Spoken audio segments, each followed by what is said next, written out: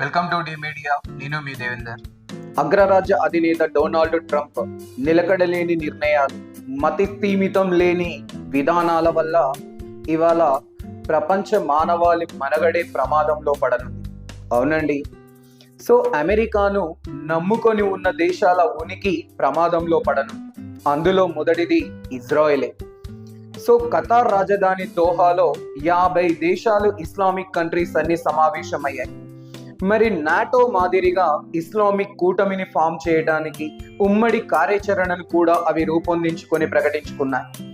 మరి ఇవాళ ఇజ్రాయెల్ పాలస్తీనా పైన జరిపే దాడులు మానవతా కోణంలో ప్రచారం చేస్తూ సామాన్యులు ఇంతమంది చచ్చారు అంతమంది చచ్చారు అని చెప్పి సో దాన్ని ఎక్స్పోజ్ చేస్తూ నెతన్యాహుని ఒక ఆధునిక హిట్లర్ అని చెప్పి సంబోధిస్తూ తీర్మానాలు చేస్తున్నారు.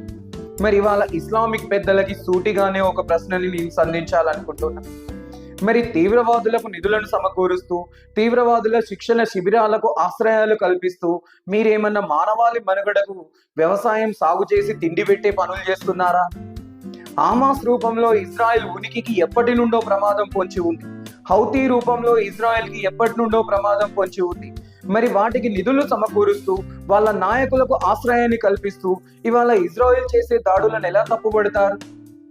కాబట్టి అగ్రరాజ్య అధినేత డొనాల్డ్ ట్రంప్ తీసుకునే నిలకడలేని విధానాలు ఇవాళ ఇస్లామిక్ కంట్రీస్ కి కొంత స్వేచ్ఛను సమకూర్చాయి. అందులో భాగంగానే నాటో మాదిరిగా ఇస్లామిక్ కూటమి ఆవిర్భవించబోతోంది. మరి ఆ కార్యాచరణ అమల్లోకి వస్తే ఇజ్రాయెల్ ఉనికి ప్రమాదంలో పడనుంది.